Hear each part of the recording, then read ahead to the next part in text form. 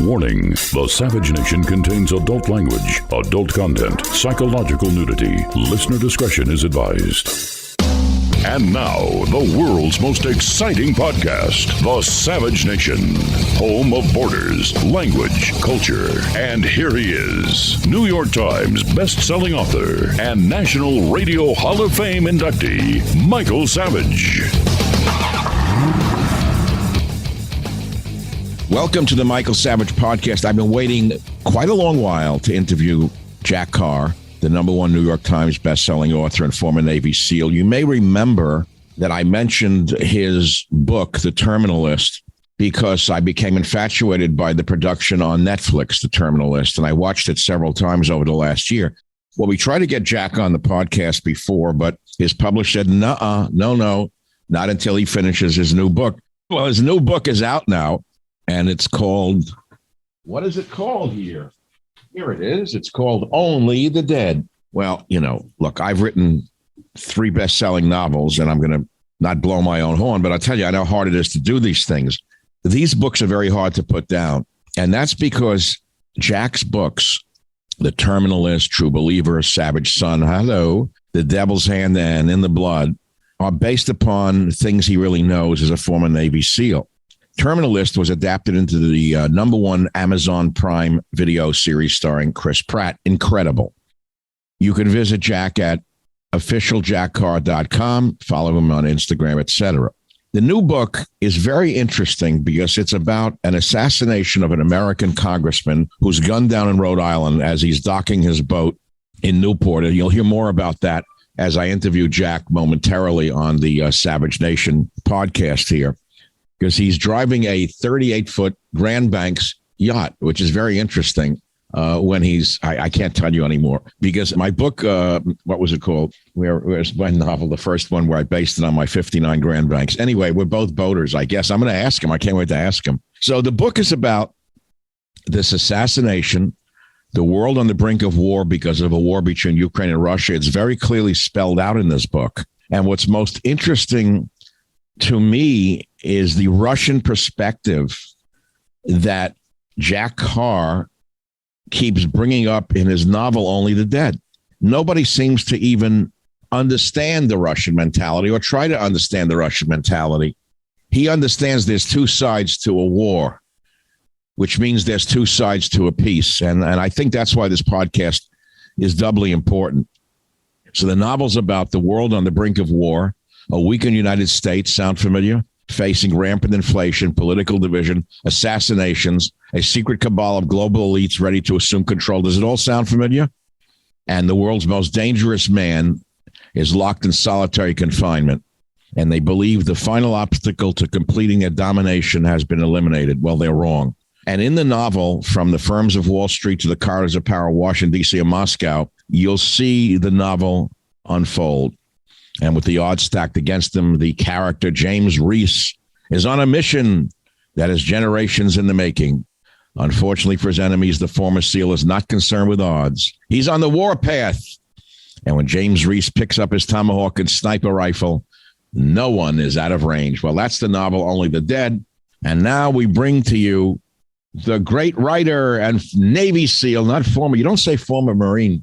You say Marine, and you don't say former Navy SEAL. And Navy SEAL Jack Carr. Welcome to the Michael Savage Podcast, Jack. Hello. Hi, Jack. Hey, Michael. How are you? Well, I've been waiting to do this interview for months now, but your publisher kept you away from us, saying, no, they did. He's got to finish his new book, which you did. And it's a hell of a book, Jack. Oh, thank you so much. I really appreciate that. Yeah, they were trying to protect me as much as they possibly could. First of all, Jack, it is a true honor to have you on the Michael Savage Podcast. I already read the introduction before you arrived, so I don't have to repeat the incredible background that you have. But, the book is the issue. You're on a book tour. Your time is limited. I started to read Only the Dead. I couldn't put it down. I particularly was fascinated, Jack, by the Russian mentality that you incorporate, because no one seems to think Russians are human beings anymore, which is astounding to me since, if I recall correctly, when Trump was president, it was both the Russian and Air Force in combined force that defeated ISIS. Right. And it's I like to humanize these characters. It's too easy not to do that, especially when you're creating these new characters that aren't going to make it. Usually the bad guys aren't going to make it to the end of the novel. So you get to explore new bad guys with each and every book, and they can't just be cardboard cutouts. You have to humanize them in one way, shape, or form. And I find a good way to do that is to look at the United States through their eyes and offer that perspective. What would I think if I was a Russian intelligence officer? What would I think if I was a Russian military officer in a leadership position or somebody down at the ground level? How those opinions differ. And it also helps a reader to differentiate between characters. And the Russian ones, it's hard to have different sounding Russian last names. That's very difficult. I put them up on a little board before I start and make sure that they don't start with the same last letter. They finish with a different letter, because that's difficult when you're writing Russian characters. But I have a great time doing that. But I also find that a lot of those, if I'm looking at the United States through the enemy's eyes, a lot of their opinions of the United States kind of fall into a camp that within the United States is tearing us apart. And if I was them in real life, I might not need to do too much if I wanted to defeat the United States or knock us down a few levels. I might just sit back and watch, maybe prod something along here. You like putting a cross dresser in the recruitment division of the U.S. Navy? One of many ploys that could possibly cause additional division within the ranks. And by ranks, I mean the citizenry. Just by it seems like we're doing a pretty good job of destroying ourselves from the inside. But as a former Navy, when we say Marine, we're not allowed to say former Marine. We say Marine. Is it the same with SEALs? Not really. We don't get it. Is I agree with you. It is sometimes confusing with the Marines. Okay, got it. I did write that into one of my novels, actually. But yeah, former SEAL is just fine. Well, that's a big part of this interview and your novel. Obviously, let me begin with this, Jack. When I watched The Terminal List on Netflix, I didn't know what it was. I just clicked it on, and I had not heard about it, hadn't seen it. I'm an inveterate movie watcher at night to relax, to get my mind off reality. And, life imitates art, art imitates life, the whole deal. But I love movies. I always have since I'm a child. I grew up in the age of radio, so I predate television. It's an amazing thing. So I watch movies and they become very real to me. So I watch your incredible story before Only the Dead, The Terminal List, played by who's the actor who played it? Chris Pratt. Did a great job. I thought that was you, by the way. It was so well done. I thought he wrote the book, but he didn't write the book. You were the SEAL. He was the actor.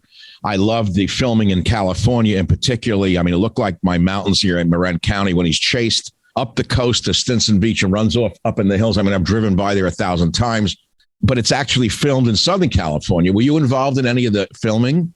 I was. Usually they like to get rid of the author right away because they don't want the author right saying you ruined my vision, which is very typical. But growing up also with a love of film, a love of these books, reading these thrillers, and then watching how they were adapted to television or the screen, I realized there's going to be changes, and that's okay. The book First Blood by David Morrell from 1972 is a very different character than the one in Sylvester Stallone's movie in the early 80s. Both fantastic, but they're going to be changes. And so I realized that going in, and they wanted me to be part of that process. So Chris Pratt, who optioned it, Antoine Fuqua, the director, the show, David DiGilio, they kept me a part of that process from the option all the way through putting the pilot together, putting the writer's room together, advising on all those scripts, going into production. That's amazing. That's amazing, Jack. Normally they want you gone, as you said. The Age of Hemingway, he always complained that his books were not translated into film very well. As I'm sure you've studied this and understand, or whatever Hemingway. I grew up reading Hemingway. He was my hero. Oh, this is my Hemingway books right here behind me. Oh my God! So we have a few things in common. Exactly. I love his short story, the short happy life of Francis Macomber, is a favorite of mine. And actually, when Hemingway's last typewriter, the typewriter he used to write A Movable Feast, went up for auction in early 2020, and a fan got it for me. And so it's sitting in the other room right now. How much did it go for? I think, because I did go back and look. I think it was close to 30,000. So not. Wow. Yeah. Oh, I was fanatically, as a young guy, Hemingway was my, like my idol. Of course, his life ended terribly in such a tragic way. We don't have to go into that. But what I'm saying is he always complained that his books were not translated properly into film. And it's very unusual, I think, that they would bring the author in, but they knew you had the knowledge that they needed. They would have hired an outside expert who couldn't have done a better job than you, which brings us back to Only the Dead, which reads to me as if it were reality. You accentuate the Russian mentality to go back to the book itself.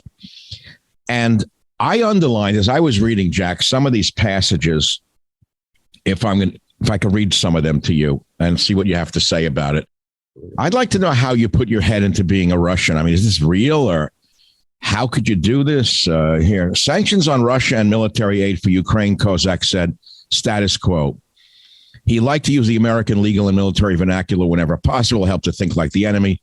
Now, again, folks listening to the podcast, I'm reading from Jack's book, Only the Dead, and it's from a Russian perspective, and he's inside a thinking area for the Russian military. And they go on, one of the characters, Kozak says, they exploit the compassion of their own people to enrich their friends in the defense industry. He shook his head. They accuse us of consolidating power and wealth in the hands of an oligarchy when they have the very same system in the United States. Politicians, defense, tech, pharmaceuticals, they have their oligarchy too. They just refuse to acknowledge it. Very interesting. Very true. And if I wrote that 10 years ago, it would go, conspiracy thriller type of a. All right. Today, that is been, I would say, proven quite true if one's to look at what's going on in this country, honestly, openly, without too much bias. But for me, it's looking at the Russian invasion of Ukraine was not a difficult thing to predict. In fact, I write about it in my second novel, which came out in 2019, called True Believer, which will be. Well, you did in 2019? 2019. I know where you're going. You're saying they were provoked in 2014? Well, we have that we can look at, and which I write into this book. But we also, there's lessons from the end of the Cold War where we really set up this inevitability. And with that steep population decline in Russia among ethnic Russians, that is so steep, it means that after another generation, not even another generation, another decade, they won't be able to field an army because their population in the military age male contingent won't be able to stand up and fight. So they had to do this. They had to invade by last year, with ethnic Russians being outside of Russia being majority of people in Ukraine. So they're going to need those people. So that wasn't hard to predict. And if that's not hard to predict, then our reaction to it also from the Russian perspective is not that hard to predict. So if you know what we are going to do, and you know that we are going to put these sanctions in place, and there's plenty of historical precedent for that, then you can make a counter move ahead of time to make that play right into your hands. And in this case, I talk about that with financial markets and gas and oil ahead of time, futures contracts with China and with India. So with us being so predictable and having this track record to look back on, for Russia not to have done that, that would be the shock. So I think what I write about in this book, as far as that stuff is concerned, I don't think it's too far from reality. In fact, I think it's probably the moves that they made. Yeah, but now, Jack, some are going to accuse you of being a stooge of Putin. That's what happens. If you ask a question, all of a sudden you're a stooge of Putin. So yeah, that's just how it goes these days. What is that? Anyone who criticizes bloodshed is now a bad person.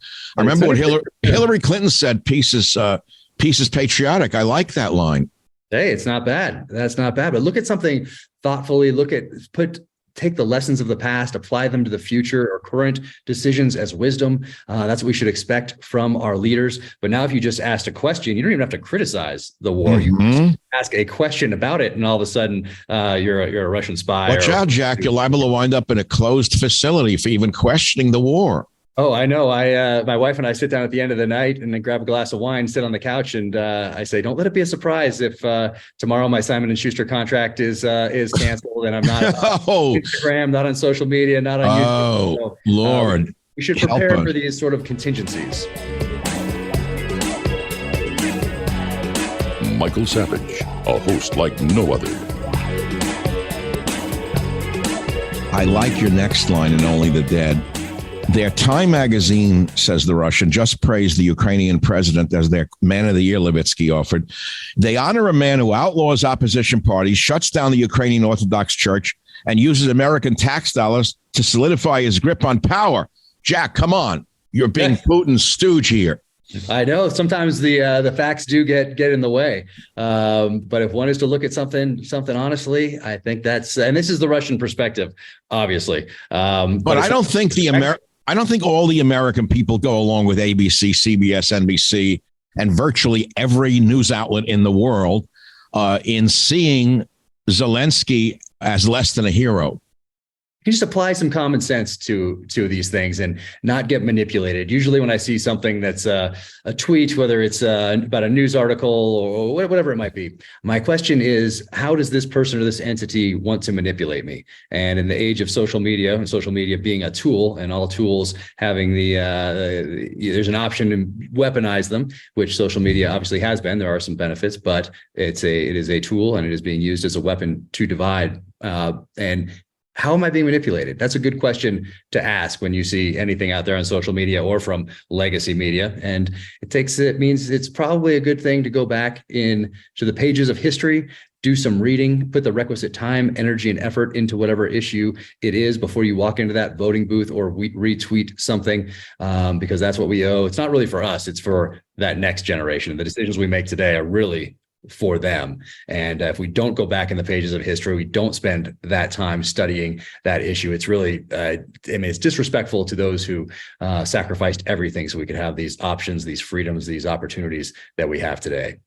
Well, you put your life on the line by joining the SEALs. You didn't have to do that. And we could go into your family background, your background, which I'd like to do in a moment. But I want to stick to the book for a minute and go right back to the opening scene without giving away the plot to those who are going to buy the book.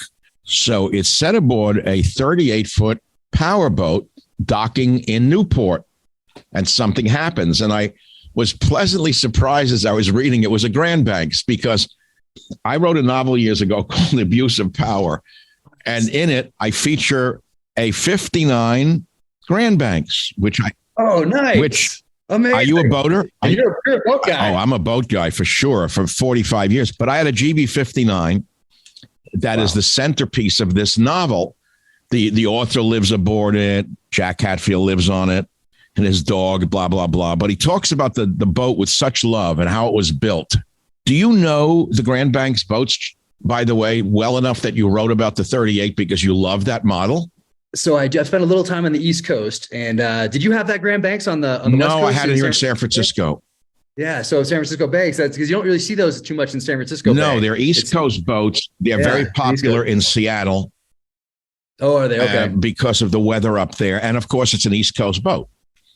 Yeah, exactly. So having this chapter set on the East Coast, going back to that time period, I did some research into kind of what were the boats back then that people would aspire to, who's starting out, who are going to be the big names going forward. And the Grand Banks seemed like the perfect boat for this.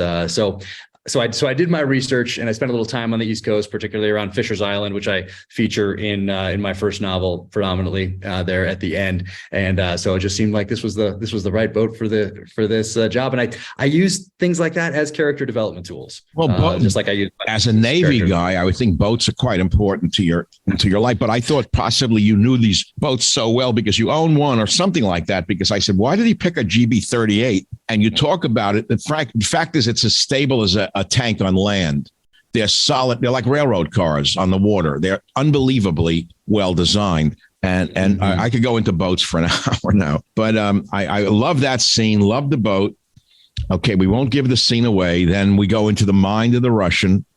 And there's some other lines I'd like to read for the listener to tempt them to buy the book, which is what this is all about.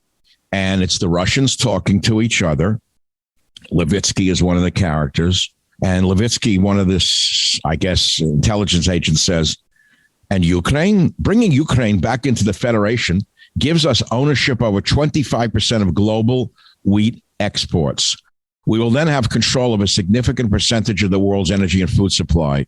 We can starve and freeze out the West, blah, blah, blah. Well, certainly true. And then you talk about the battle that's coming and how they're going to try and sucker the United States into another war, which I won't give away.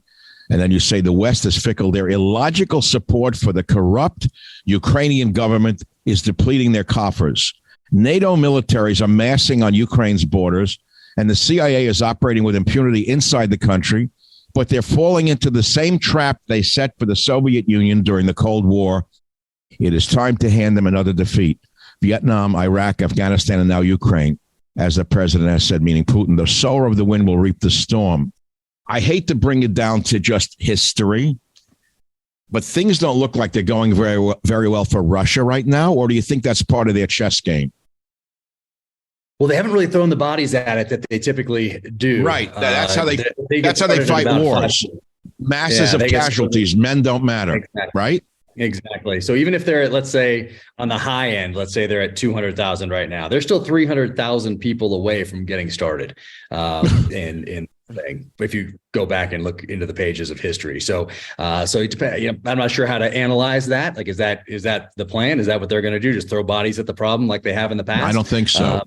I'm not sure. Jack, it's a different generation. You know, World War II under Stalin, life meant nothing. It was zero.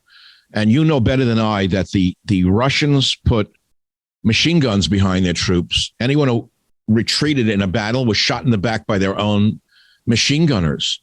I don't believe that's going to happen ever again. Do you? I don't know. I wouldn't be if I read that tomorrow or saw a video of that tomorrow. I wouldn't be shocked. You mean of the Russians doing that today? Right. Wow. I'd say, well, look what they did before. That would be if I got asked about that on a podcast or a news program, I would say, well, look back in the past. So I guess we shall see. It's a tough situation, but it's not one that was wholly unpredictable or shouldn't have been a shock. And we really did put these chess pieces into play early on after the end of the Cold War in the early 90s, all the way up to by the time we got to 97, there was really no turning. Yeah, but Trump didn't want to go to war with Russia. You know, Jack, I've got to bring it back to Trump for a moment. I remember when he just had won in November of that year. I had him on my radio show at the time, and it was also a bad scene between the last president and Russia. They were already ginning up a war. Hillary wanted a war. They kept demonizing Putin, rightly or wrongly, but making him much worse than he actually was, even though he's terrible to look at in the scope of from Western civilization's point of view. Terrible dictator, blah, blah, blah. People disappear. They get poisoned. They eat polonium sushi whenever they travel abroad. If they don't like you, you get a nice dish of polonium sushi in London. Okay, so we know it's not a great place to be if you stand up to the government. Unfortunately, we're becoming closer and closer to them in this country. That's what I don't like. Obviously, you don't either. And in your books, you kind of make a pretty clear case for the fact that we're still doing terrible things right now. Like you open the scene with someone in a dark, horrible cell here in America who's an enemy of the state. Does that really happen? I don't know. It's certainly happens or happened overseas at CIA black sites over the last 20 years. Does it still go on? I'm not sure. I'm out of that world now. But I wouldn't be shocked if it happens in the United States, but it certainly happens overseas. What I'm really doing is taking some of that overseas experience, dropping it into the United States because it is a new and dynamic situation with how I ended the last book. So I wouldn't be surprised. It wouldn't shock me. Wow. The Savage Nation. It's Savage on Demand. Is there any way to end this war before it becomes a limited nuclear war? Why is there no negotiations here from the West? That's the question, isn't it? Yeah. Wouldn't it make sense to have negotiated this thing months ago? And eventually it'll come down to some sort of a negotiated settlement. The question is how many bodies are going to stack up before that happens? So if we know we're going to get there eventually, and by just we, I mean the world, why not get there a little sooner rather than all right, later? so you're a warrior. You've been in battle. You've seen men die, right? Most of us listening to the show, probably the most we've ever had is a bloody nose, if that, in a football game, or we tripped on our steps coming out of the shower and scuffed our finger and went to the hospital. You know, that's the average person is what it is. We don't understand what death is in terms of being killed in combat. Who was it? Patton said, Don't be afraid when you see your friend's guts blown out. You'll know what to do. Oh, I don't know. Did he say that? That's not a patent quote I'm familiar with, but it does sound yes, like he said, when you see your friend's guts hanging out, don't worry about it, son. You'll know what to do. Yeah, I mean, it's a lot of these things that we're trained to do are come very naturally at the time, just because of self-preservation and your options being limited to defeating the enemy or dying yourself. But in terms of Ukraine, the West is gonna have to get to a negotiated settlement at some point. But why didn't we do it earlier? The question I ask is, how am I being manipulated here, and who's benefiting from this? Who's benefiting by all of a sudden us not having a war in Iraq and Afghanistan? And now we have new countries joining NATO. We're beefing up other countries. And what does that mean? Who makes being NATO? That means you have to have an interchangeability of weapon systems, ammunition, all those sorts of things. So who's benefiting? Oh, those same companies that benefited for years in Iraq and Afghanistan. So I don't have to tell you that this is a conspiracy theory, quote unquote. You can just look at it for what it is and ask the question, why aren't we going to the negotiating table a little earlier here? Are there things that would be palatable to both sides? Perhaps, and we're going to have to get there eventually. So in the meantime, there are certainly industries that are doing quite well because of this war. Incidentally, the NATO round is what? What's the standard NATO round for a combat rifle? Well, 7.62 or 5.56 9mm pistol. Okay. So those ones right there are probably the mainstay if I'm choosing. And that's why ammunition's in short supply here in America for the average shooter. It's all going to Ukraine. Everybody stocked up a few years back. Oh, yeah. Oh, yeah. I know a lot of people who have. So we can't meet our recruiting goals. Now, to help that recruitment, we bring in a guy who pretends to be a woman to recruit people into the Navy. That worked as well as Bud Light did, Barrett. What's going on here? Who's making these decisions in the military, Jack? I don't know, but in the world of memes, there are some very clever ones out there. They show the Bud Light thing, and then someone says, the United States Navy, and then it says, quote unquote, hold my beer. Okay. I don't really have a good answer for any of those things. I'm just glad that I'm watching it from the outside. Let's just say that. But they are a nation in decline, writes the author in this book. We'll talk about you in the third person. In one of your characters, the residents at Cape Idokapas, Krasnodar Krai, Russia. So they're talking amongst themselves, and one says, but they are a nation in decline. All the signs are there. They have given up on national sovereignty. Oh, we have Title 42 being lifted. The border is being overrun, Jack. No military. Weaponized their justice system. Oh, really? Politicized their military. Really? And lost faith in their elections. I don't think you're talking about our country today, are you? Well, it's the Russian perspective, but it also seems eerily true if one's just to look at it. All those things are true. And is it by design? I don't know. Who benefits? Once again, elected officials benefit. Elected representatives. I don't call them leaders for a reason, because they're elected representatives. They certainly benefit by galvanizing bases, continuing to divide us. Tech certainly benefits. And at the beginning, maybe it was to sell us a bar of soap or something like that, but it quickly became something that can be used not just to manipulate behaviors, but thoughts. So I always ask that who benefits and how am I being manipulated? But Jack, do you worry? You're a very well-known author. You're probably one of the most famous authors in America now as a result of your best-selling books. And of course, the TV show, The Terminal List, the series. Do you worry about your personal safety from our government? Do you give it much thought? Oh, I do. But I think about other things. If I'm putting things on this scale, I'm just looking at, depending on where I am, crime in a city, whatever it might be. So I think about all of that. I think about who's a problem, who needs to go away, who needs to be silenced, historical trends. What we go back to, why does the government continue to consolidate power, reach for more power, whether it's slowly over time or a fast grab like during COVID? How do they essentially inoculate a population to this continual power grab that only continues to grow a giant bureaucracy that doesn't benefit the citizen or small business? continues to encroach on our civil liberties, to include the First Amendment, which was something that I never thought growing up would happen, because we were always told, hey, no matter what else we disagree on, we always come back to the First Amendment as Americans, and we stand up for each other's right to say whatever we want. And now that is going by the wayside. And once that First Amendment is gone, well, then we're living in England. Once the First Amendment's gone, we're English. That's not a joke. Not a joke. We are subjects, not citizens. Well, and I'm banned in Britain. I'm the only member of American media actually not able to enter Britain. I was banned in 2009 for things I allegedly said that were not 100% true. And I can't go to Britain. And so therefore I cannot enjoy their very famous dental work and their cuisine. But I'm not allowed to enter Britain. I'm the only member of the I woke up one morning, Jack, and I read on the Drudge Report at the time, Michael Savage banned from entering the United Kingdom. For something you said. Yes. Now, I spent a lot of money hiring a British lawyer. I got nowhere trying to overturn it.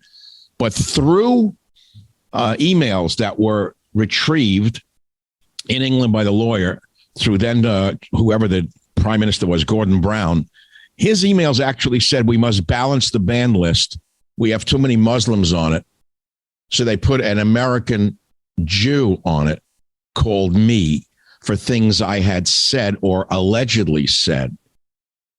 And what I had said was, I posed a hypothetical question, which is that if they, meaning the Muslim fanatics, have a nuclear weapon and we have nuclear weapons, I said, which would you prefer, a million of them dead or a million of us dead? So they took it out of context and said, Savage said, kill a million Muslims, which I didn't say. They twisted it. And so they made that the reason to not let me enter Britain. Would you believe this? Of course you believe. Well, I do. Yeah. This is my shocked face.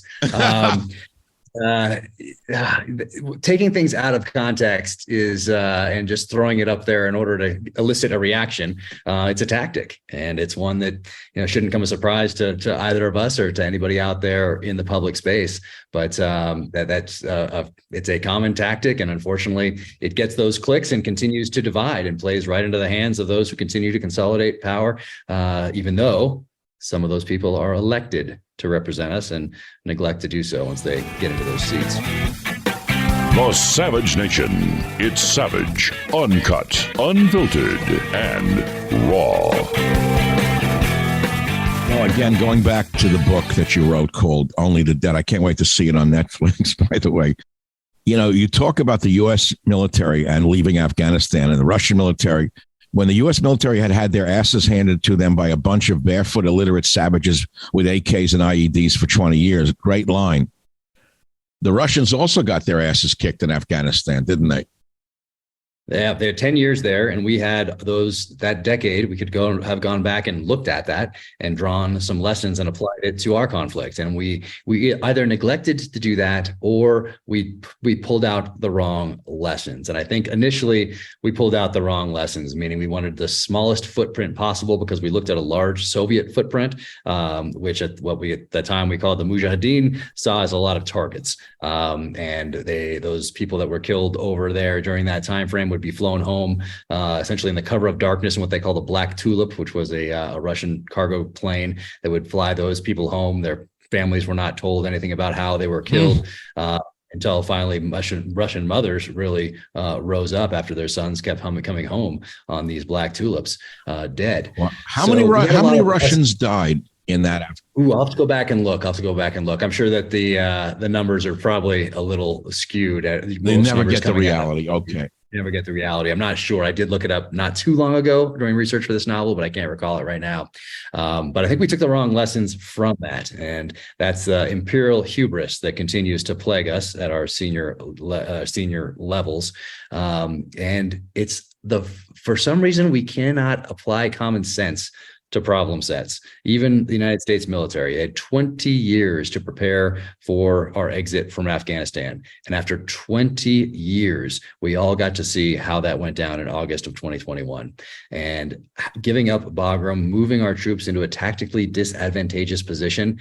That's why people who have never had a touch point with the military, didn't serve, never read a book on strategy or tactics, never even seen a military movie, could have looked at that situation and applied some common sense and done it better than our senior level. Yeah, but leaders. shortly thereafter now, we're being sucked into the war in between Russia and Ukraine. I have known that we've had men on the ground for over a year. Anyone studying war knows this is a repeat of history. We had advisors in Vietnam before we had troops in Vietnam. Wouldn't it be logical to assume that special forces have been operating in Ukraine for over, let's say, a long time right now? Well, if history is any indication, both special operations forces and intelligence service, paramilitary operators are probably on the ground there. I don't have any insider information on that. Neither do I. But no. It would be the first time that it didn't happen. Just as an outside observer who analyzes things pretty clearly, all the weapons we're sending that they don't know how to use, someone has to teach them how to use these things. There's that, and there's a whole host of reasons to be on the ground there. And I assume, based on history and precedent, that we would want to take advantage of that situation at those levels with intelligence services and the military. And people listening or watching might ask, how can you do this? Well, there's different titles that allow either intelligence services or special operators to actually work in a combat theater of operations when that hasn't been authorized by Congress. So there are these different titles at work and these laws at play that allow you to manipulate things to get troops and intelligence paramilitary forces into certain areas of the world where that's not authorized by Congress. So, fairly typical. Jack, it says that you live in a certain place when I read the jacket of your book. Can I state what city you live in? Sure can. Okay, sure can. And it's an important question for me. It says you live in Park City, Utah, which is what, 6,000 feet? At 6. Right here, we're a little higher up and a little farther out of town. I like the high ground as a sniper. So I knew it. Give or take about 1,000. Well, yeah, a little over that, but yes, close. I've been in Park City once. I bought some nice clothing downtown, but man, I got altitude sickness just walking around the town. Yep. Yeah. People, especially up where we are, we're about as high as you can get as I look out these windows here. And yeah, some people do. Some people are susceptible to that at this altitude. But we wanted to my wife and I wanted to make a physical and psychological break with the military when I got out of the SEAL teams in 2016. And I saw too many people who couldn't leave that life behind because it is so intense and you're going down range with your brothers to your right and left. You're not worried about leaky roofs or changing diapers or anything like that. You're focused on the mission at hand. And then that's all of a sudden that's gone, and you try to replicate that in the private sector, and that's not going to happen.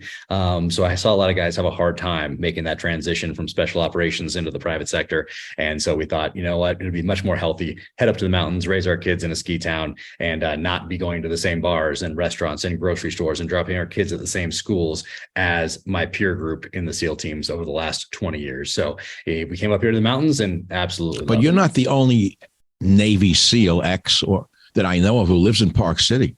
It seems to attract men of your background to a certain extent. Do you know any of the other guys from your background up there? I think in Park City. I don't know if I know anyone in Park City, but a lot of my friends and peer group moved to Montana, so not too far away. But that Kalispell area, that Bozeman area, seems to be quite the magnet for former special operators up there. A few places in Idaho as well. But there are some guys around here, Army Special Forces guys that I know that have moved out here. A couple SEALs who are in surrounding areas, but yeah, we like it up here. I like the high ground. I raise the question. I'm always interested in the other man's perspective on the relative risk from a government that seems to be turning on its citizenry is what interests me. And we can speculate all we want. It's only a matter of who makes a decision to hit who and why. When you live in a time like this, where you don't know where this government is coming from, you have no sense of the ground underneath your feet and why they're doing certain things. But let's move past my paranoid delusions about this government under Biden. We'll go back. It sounds like a healthy paranoia to me. Well, remember, it's not paranoia if they're really after you. Who was it who said even paranoiacs are right every once in a while or something like that? Like a broken clock. Yeah. twice in their lifetime. But of course, walking in downtown San Francisco today, day or night, would put me at a higher risk than worrying about the State Department right now. Yeah. Unfortunately, I used to love this city. So it's a beautiful city. I'm trying to stay out of the cities as much as I can these days. I'm just more comfortable up here in the mountains. How many kids do you have, Jack? We have three, 17, 15, and 12. Amazing. It's an amazing job. Everyone who's a father, as I am, knows it's the toughest job in the world. It's and my wife and I think about it quite a bit, about the world that we're leaving. Oh my God. I have people who say to me, I'm not worried about myself. I'm worried about my children, or I'm worried about my grandchildren. And I say to them, and this is a great question for us to discuss. I said, beneath my pessimism, there's an optimism. I believe we've reached the absolute limits of the left-wing insanity in this country. And I think people have seen it. And I think that this Bud Light fiasco, which I made a bottle into a Dud Light just for fun for a TV show I was on. I think that the average person who's not that political understands how crazy it's gotten. And that, you're a Navy guy. When I say tide, the tide has turned. I believe that we can't perceive it. I live near the water. I live on the water. I've lived on the water for 25 years. I watch the 4 tides a day. I watch the birds. I watch the fish. I watch the clouds. I watch the fog, and I see the tides come in and I see the tides go out. And when a tide is really turning, you don't even know it at that point of turning. Right, Jack? That's right. You have a little bit of a slack tide there, and then things shift. So I try to be optimistic. I'm glad you have an undercurrent of optimism. I try as well, but then I think about just how gigantic this bureaucracy has become, and it doesn't shrink; it just continues to grow. But there are those people who don't have a voice, who don't have a Twitter account or an Instagram account or anything like that, who are raising kids and want them to have the same options and opportunities that they had, and they can vote. So I think it's really about taking a breath and putting some real thought into the future direction of this country for our kids and grandkids. And that should be the guiding principle. Well, thank you very much for listening to today's podcast. I hope you've enjoyed it and you'll learn something from it. We have about 400 other episodes available for you to listen to absolutely free. You can go back into our vast library of podcasts and listen to any one of them at any time. And remember this, if you want to listen to my podcast ad-free, sign up for the Savage Premium membership and get access to ad-free podcasts as well as some premium content from our Savage archives. How do you sign up for those ad-free podcasts? Please visit michaelsavage.com for a link. Again, thank you for your listenership. This is Michael Savage.